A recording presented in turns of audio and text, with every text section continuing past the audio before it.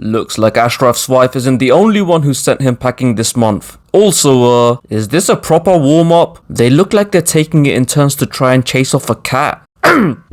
So if you were ever to try and encapsulate why PSG have always underachieved in Europe into a 90-minute game of football, today would be it. And genuinely, the only reason it wasn't a complete humiliation was because the opposition weren't very good. I mean, for starters, their manager isn't even a real manager.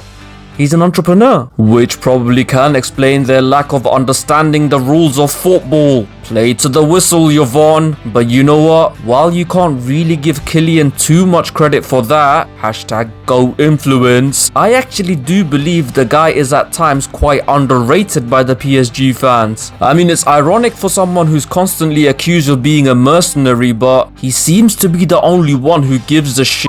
Like, yes, him being PSG's best player is a given, but he's also the one who's displayed the most urgency. Like, I don't even know what the f this is supposed to be, but I'll tell you it's urgency. And yes, you can partially blame this on Hakimi's harmfully hasty hacking and hideous histrionics that had him harshly hurled off halfway to half-time. But the lack of urgency was in display even before that, starting from the first goal. Like, yeah, you don't have to press the shit out of them like an old man trying to work an iPhone for the first time, but at least be alert and on your toes. Cause if you aren't, even the smaller sides in Europe these days are technically sound enough to make you pay.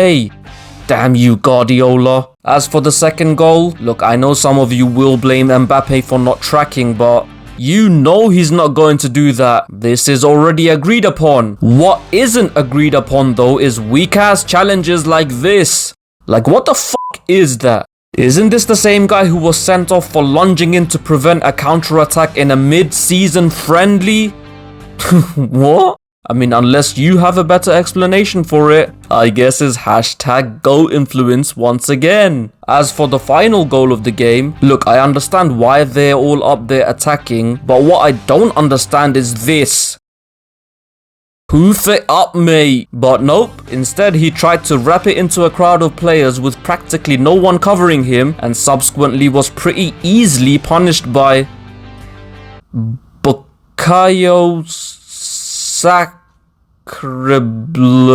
Yeah, I don't get paid to do comedy, shut up. And again, if the opposition weren't so goddamn wasteful in the final third, this would have resembled more of a cricket score. Not really. As for Messi, well, he did what he usually does when his team isn't ticking. Either treat us to a Marcus Rashford special by running into dead ends, or constantly search for the window of opportunity to send his trademark scoop into the overlapping wide man. Or, in the special occasions, do both at once.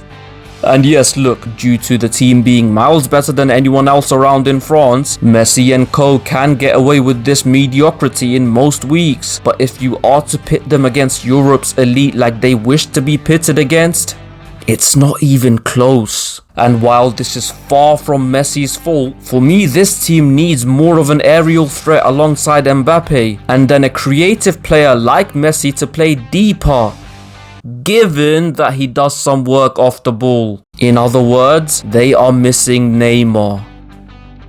Also, Mbappe walked straight down the tunnel. #GOATinfluence. And that is that. Agree or disagree beats indifference. Once again, don't forget to like, comment and share. And of course, subscribe. Till next time, you keep rolling.